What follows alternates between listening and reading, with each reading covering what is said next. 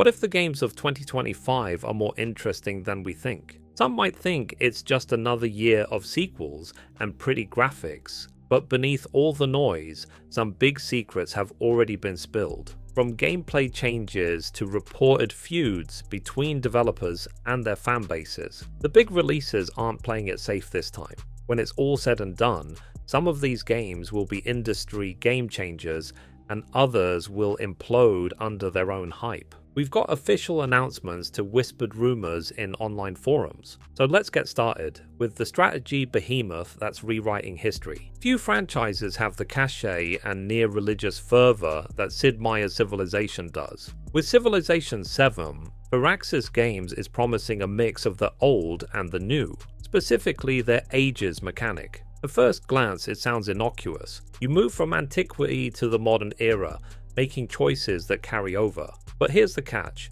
During crisis points, you can lose developments from your previous age. Fans are divided between excitement and terror. Will this new system add depth or take away the strategic freedom they love? Expansions will apparently bring even more dramatic events, a random plague wiping out entire cities or powerful alliances forming behind the scenes. Some say the devs are exposing the fragility of human progress, an angle that could attract gamers looking for a real moral dilemma. But a vocal group on social media is complaining this is just a new form of forced difficulty, forcing them into a corner. And that's not the only controversy. The alternate history angle, where you might see a leader like Benjamin Franklin build the Great Wall of China, has purists up in arms. Is it historically inaccurate or just a fun twist on a classic formula? Firaxis seems to be playing it both ways, appealing to hardcore historians and casual fans looking for something new.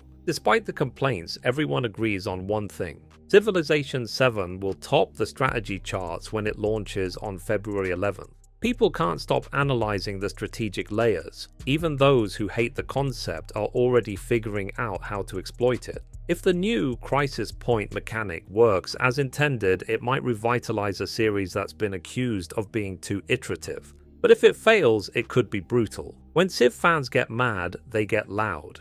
Next, we'll shift from rewriting world history to an expansive take on motorsport that's gearing up for its own big reveal. The Assetto Corsa name is holy among racing sim fans, but it's never been about open world exploration until now. Assetto Corsa EVO is embracing the idea of a 600 square mile region modeled on the Nürburgring and its surrounding landscape. For hardcore sim racers, this is both exciting and terrifying. They're used to laser scan tracks, perfect cornering physics, and minimal distractions. But EVO flips that script by dropping them into an environment that requires a whole new way of playing. Why the hubbub? Some think the open world shift will water down the hardcore core that made Assetto Corsa so beloved. Others see it as a natural progression, a chance to push the boundaries of realism in a more alive environment. Adding to the speculation, several testers have leaked details on advanced physics that will challenge even the most skilled drivers. Real-time tire deformation, variable track temperatures, and an unforgiving damage model that will punish you for being reckless. And then there's the VR support. Exciting for immersion, yes, but many are worried about the hardware requirements. Will you need to break the bank to run it smoothly? Some are even speculating about microtransactions for car packs or open world events. The devs haven't confirmed or denied, and that's only making us more suspicious. Early access starts on January 16th for PC, so we'll see soon if the hype is real or if it's all just a mess. Buckle up. From a high-speed racetrack, we're about to crash into a brutal fantasy world where a warrior's anger lasts centuries. If you want something intense and brutal, the First Berserker, Khazan might be your new addiction, or your worst fear. Billed as a hardcore action RPG 800 years before the events of Dungeon Fighter Online, this game focuses on Khazan, the mythical First Berserker whose story has been mentioned in passing for years but never fully told. NEXON isn't exactly known for single-player epics, so fans are wondering if they can do it without resorting to MMO-style grindfests or microtransactions. Leaks suggest the combat is brutal, fast reflexes, brutal combos, and bosses that can kill you in seconds. Some of the first testers are calling it Souls-like, but with a heavier emphasis on the flashy skill chains from the original Dungeon Fire Online. That's the biggest question mark. Longtime DFO players are worried the MMO spirit, team raids, frequent updates, social elements won't translate to a single player story. And on top of that, some rumors are swirling about post-launch expansions that will bridge the gap between this prequel era and the current DFO timeline. NEXON hasn't confirmed anything, so we're speculating they're testing the waters for a deeper single-player branch of the franchise. The free demo drops on January 16th and will answer most of the questions. If it's a hit, we'll see a new wave of players flock to the main MMO. If it's too hard or hollow, people will just rage quit. But do you want something truly terrifying? The future in the next game is even darker. Set in a dystopia where mutated monsters roam and corporations have all the power. When a franchise jumps decades into the future, the stakes get higher. That's exactly what's happening with Killing Floor 3 set in 2091, a far cry from the near-future chaos of the earlier games. Think militarized megacorporations controlling genetically engineered creatures called Zeds, and you're not far off. That's got fans speculating. Can this new setting break the series' horror or take it to new heights? The developers say the advanced AI will make the Zeds more cunning, maybe working together or using the environment to trap players. We can dismiss that as marketing speak, but some behind-the-scenes footage suggests they might actually adapt to your playstyle in real time. That alone could turn the typical wave-based gameplay into something almost strategic, forcing teams to coordinate more. But there's another angle. The futuristic tech might bring new classes of weapons, plasma rifles to gravity grenades. Purists are worried that will stray too far from the gritty realism that defined the franchise from the start. And then there's the crossplay. PC players have always been skeptical of playing with console players, worrying about unbalanced matches or simplified controls. But the devs say the real shock will be how smooth it is. We'll find out soon enough, since Killing Floor 3 drops in March. If the series can handle sci-fi without losing the horror, then it'll own the co-op scene. Next up, we're going back centuries to a world where hyper-realistic swordplay is all that stands between you and medieval death. Let's get away from futuristic horrors and go back to a world where the biggest threat to your survival might just be a single sword swing. Kingdom Come.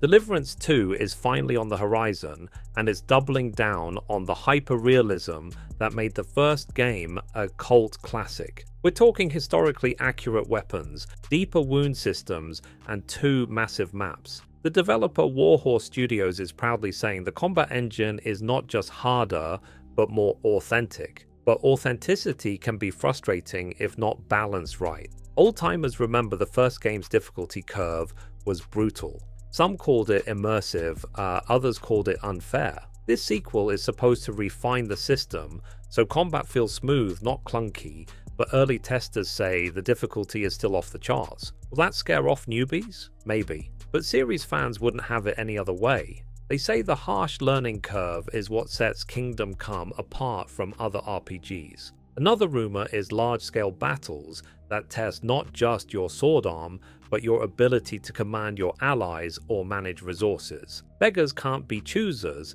but it's hard to deny this game will raise the bar for historical RPG realism again. With the release date of February 4th, fans are waiting to see if Warhorse can open up the world without sacrificing the detail that made the first game so great. But if medieval sword fights aren't your thing, the next game takes us to an alternate 1960s Britain with nuclear fallout, where survival means more than just scavenging for supplies. When you hear nuclear disaster, most people think total apocalypse or sci-fi drama. Atomfall goes a different route, blending historical fact with speculation. It starts with the real 1957 Windscale incident, which in this alternate timeline spirals out of control. By 1962, Britain's quarantine zones have become a hotbed for mutated flora and covert experiments. You play as a lone survivor searching for resources and answers, but rumors say the story isn't as black and white as your typical post-apocalyptic fare.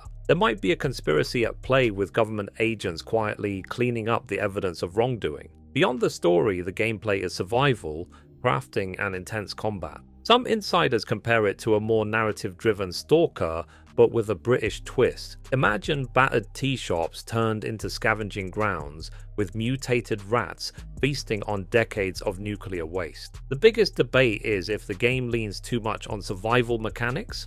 Some fear it'll become food, water, sleep micromanagement. The devs say they've balanced it so you can focus on the story. It's a big ask, and if the rumors are true, Atomfall could find a niche in the crowded survival action genre. Launching March 27th on PlayStation, Xbox and PC, and Game Pass, the competition will be tough. But before you write it off as just another gritty meltdown scenario, consider all the secrets that will surface once the game is in your hands. Speaking of hidden shadows, the next game returns to an age-old conflict between assassins and conspiratorial powers, this time in a new setting that's causing a big stir online. You thought the Assassin's Creed series was done evolving? Think again. Assassin's Creed Shadows is the 14th mainline game, and supposedly bridges the gap between classic stealth and modern open world. Set in feudal Japan, it takes place in Kyoto, Osaka, and even the remote Iga province, strongholds of historical ninja and samurai lore. At first, fans were excited to return to stealthy roots, leaping across rooftops, hidden blades, and cunning infiltration. But when Ubisoft teased advanced combat systems like the open-world Assassin's Creed games, excitement turned to suspicion. Some are stoked, others are worried the old-school stealth will get lost in leveling and gear systems. The internet is on fire with speculation. Will we get massive skill trees that overshadow the more focused gameplay the older Assassin's Creed fans want? Another rumor is cosmetic armor sets as microtransactions, which has the community in an uproar. Ubisoft is marketing Assassin's Creed Shadows as a spiritual successor to both Assassin's Creed Mirage and the older games like Assassin's Creed 2.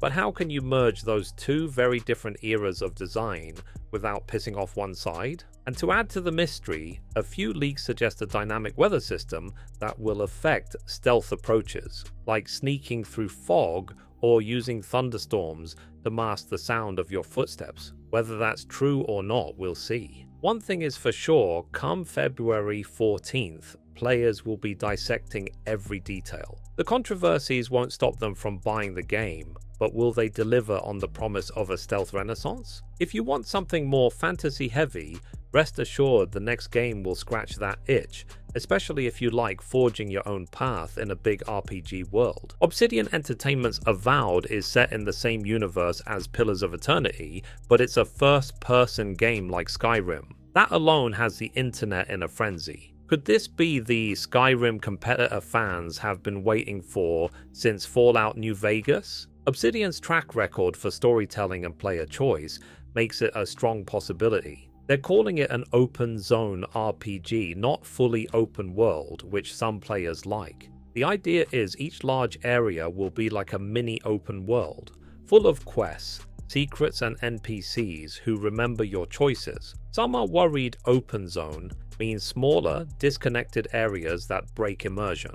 Others think it means the story will be more focused and you won't waste time wandering with no payoff. Another hot topic is faction play. In New Vegas, Obsidian let players shape the fate of entire regions through alliances or betrayal. Leakers claim something similar is happening in Avowed, but on a bigger scale with multiple kingdoms at war.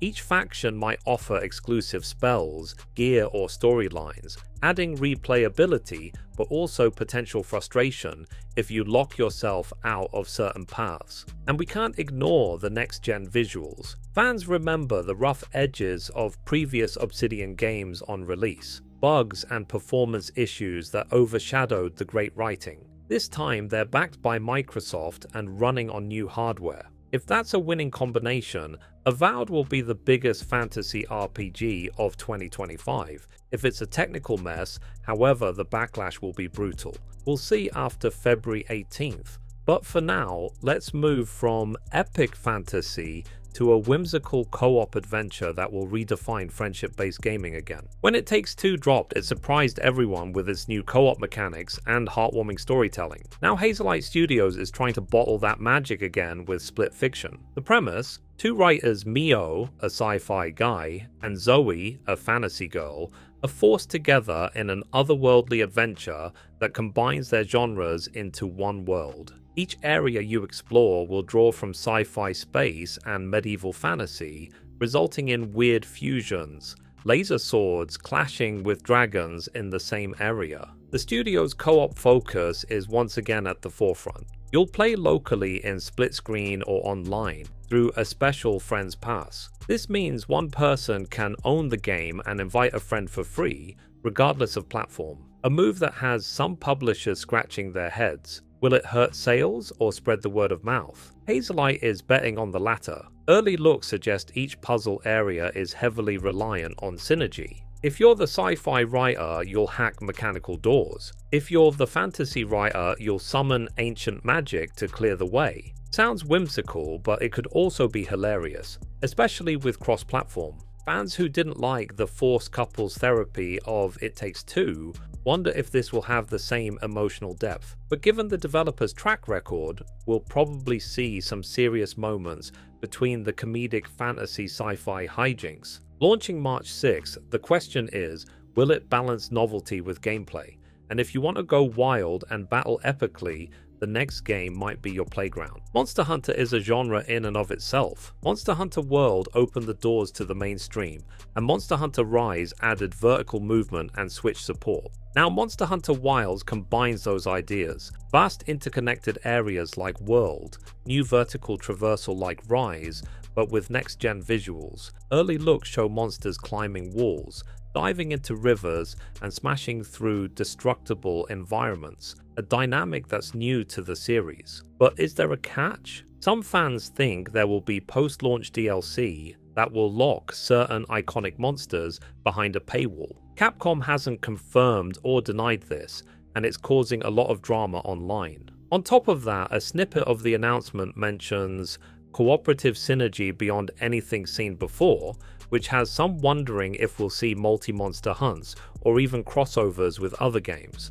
They already teased a possible collaboration with a popular fighting game, but the official channels are keeping silent. For many, the biggest question is, can Capcom keep the loot and craft cycle fresh? Wilds claims to have a massive new monster roster, plus returning favorites, but they have to balance novelty with tradition to please the long-time hunters. Launching February 28th on PS5, Xbox Series and PC, the cross-platform multiplayer alone could be a game changer if done right. Given how loyal the Monster Hunter community is, one misstep in balancing or netcode could cause a lot of drama. Speaking of loyalty, our bonus entry might just rekindle your nostalgia, because a classic stealth game is rising from the ashes in a brand new form. If you grew up loving Snake Eater, get ready to enter that jungle again. Metal Gear Solid 3. Delta is a full remake of Hideo Kojima's classic, but Kojima himself isn't involved this time.